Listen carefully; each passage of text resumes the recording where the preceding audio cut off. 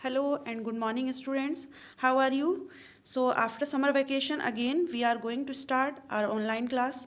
And today, we are going to start a very important topic in geography, and that is India size and location.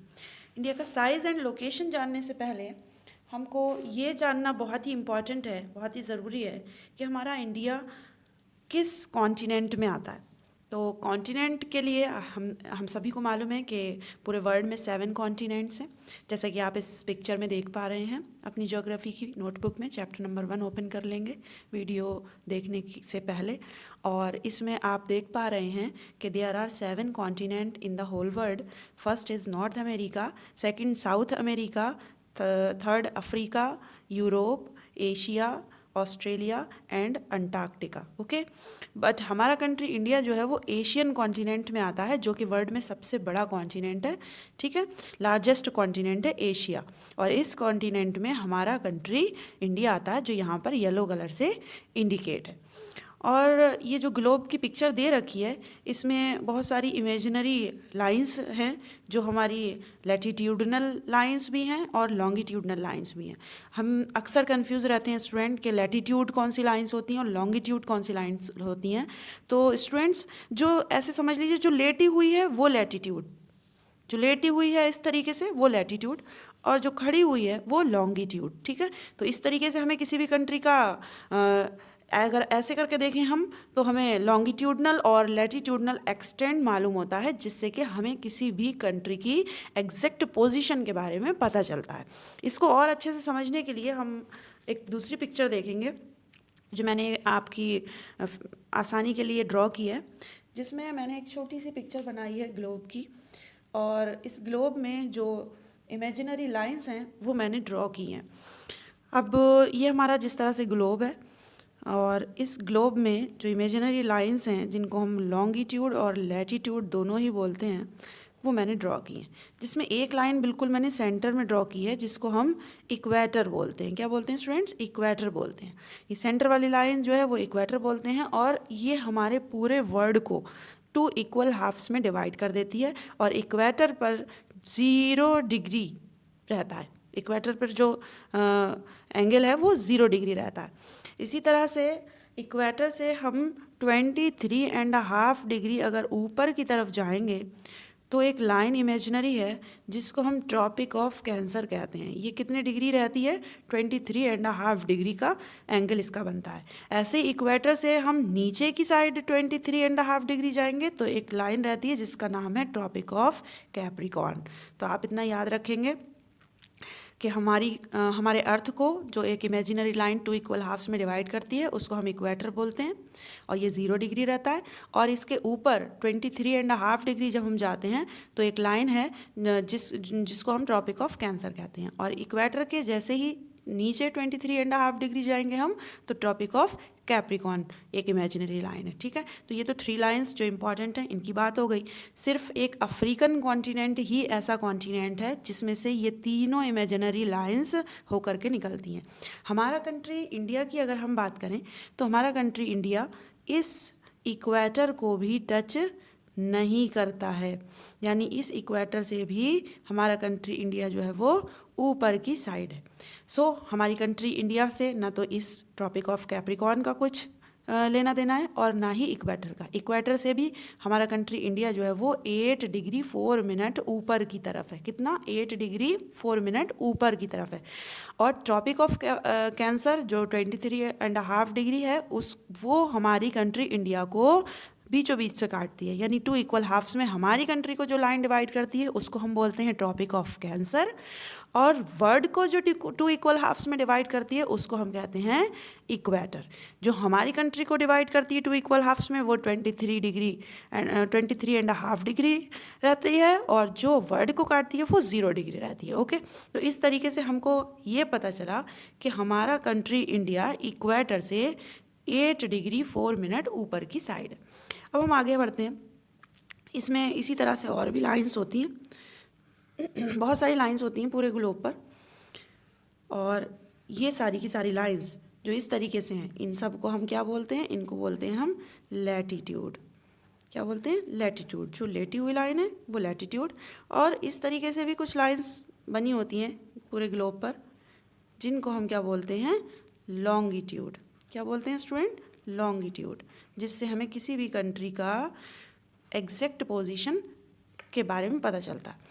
ऊपर हमारा ये north pole है और यहाँ 0 degree से start करके जैसे जैसे हम ऊपर जाते जाते हैं तो ये पूरा 90 डिग्री का एंगल बन जाता है, यानी 0 डिग्री से ऊपर नॉर्थ पोल तक 90 डिग्री हो जाता है। और इसी तरह से 0 डिग्री से अगर हम नीचे जाएं तो ये हमारा होता है साउथ पोल, यहाँ पर भी हमारा 90 डिग्री पहुँच जाता है। तो जिस तरीके से हम इक्वेटर से ऊपर की साइड बढ़ते हैं तो ये फ्रिज जोन हो जाता है, और जिस तरीके से इक्वेटर से हम नीचे की साइड आगे बढ़ते हैं तो साउथ पोल तक पहुँचते पहुँचते फ्रिज जोन हो जाता है, यानी ये दोनों हमारे फ्रिज जोन है। ठीक है, अच्छा, ये तो हो गई बात हमारी एग्जैक्ट पोजीशन की कि इंडिया जो है वो ग्लोब में हमारा इक्वेटर से 8 डिग्री 4 मिनट ऊपर है, और ट्रॉपिक ऑफ कैंसर 23.5 डिग्री पर हमारे कंट्री इंडिया को 2 इक्वल हाफ्स में डिवाइड करती है। इस तरीके से अगर सिंपली कोई हमसे क्वेश्चन पूछे हमारा कंट्री इंडिया वर्ल्ड में किस जगह पर एग्जैक्ट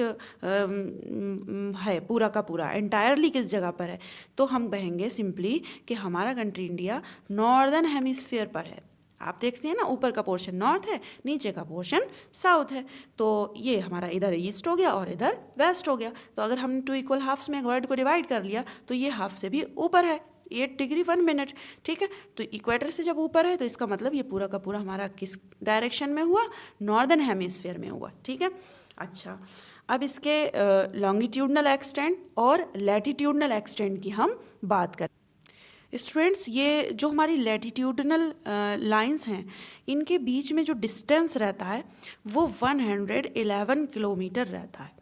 याद रखिएगा कि सभी हमारी लैटिट्यूडनल लाइंस के बीच में जो डिस्टेंस रहता है वो 111 किलोमीटर रहता है, जबकि लॉन्गिट्यूडनल लाइंस में ऐसा नहीं है।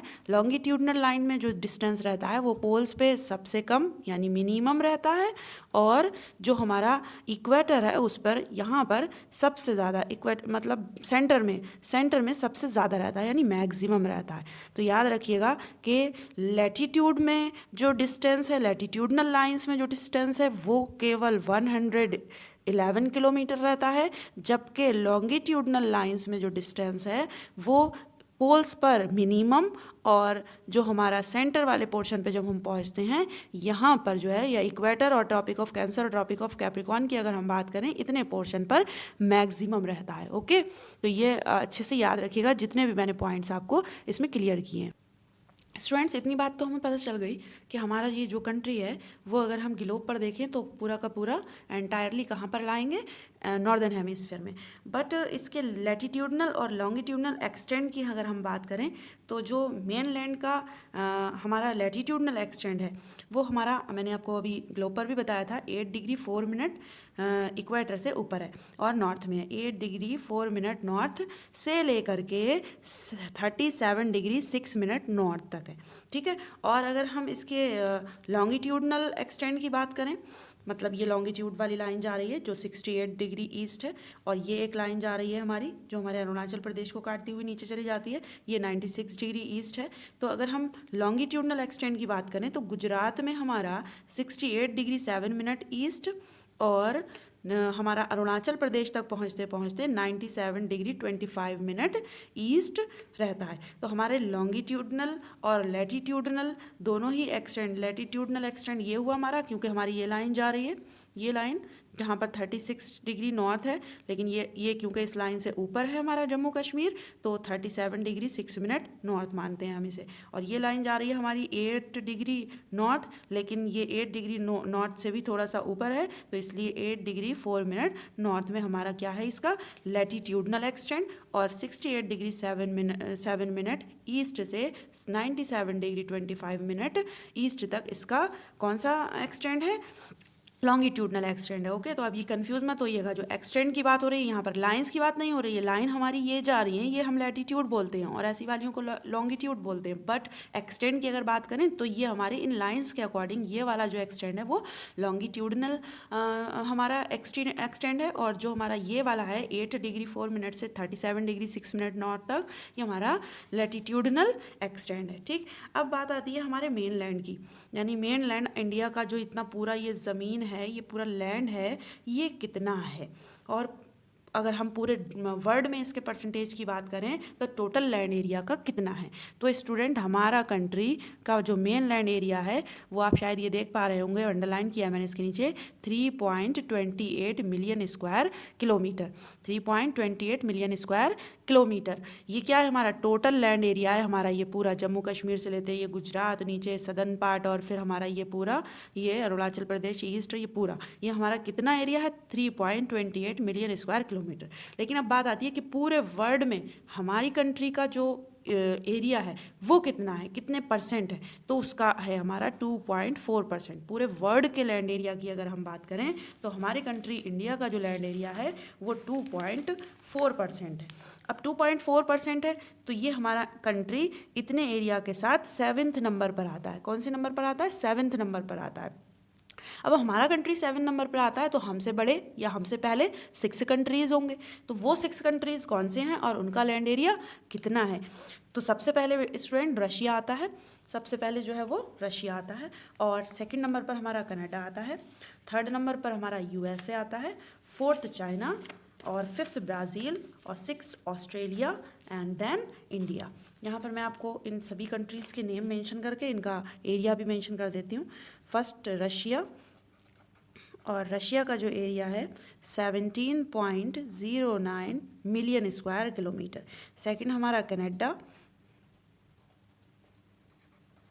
और इसका एरिया है हमारा 9.98 मिलियन स्क्वायर किलोमीटर।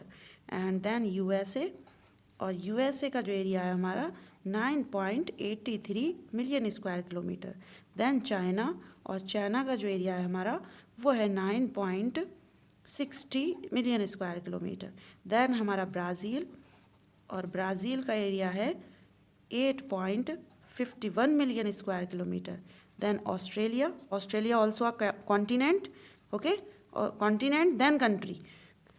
तो इसका जो एरिया है वो है 7.69 million square kilometre. Then India, हमारा कंट्री जो 7 नंबर पर एग्जिस्ट करता है, और इसका एरिया है 3.28 मिलियन स्क्वायर किलोमीटर। इस लेक्चर में हम इतना ही डिस्कस करेंगे। आगे आने वाले लेक्चर्स में बाकी की बातों के बारे में डिस्कस करेंगे।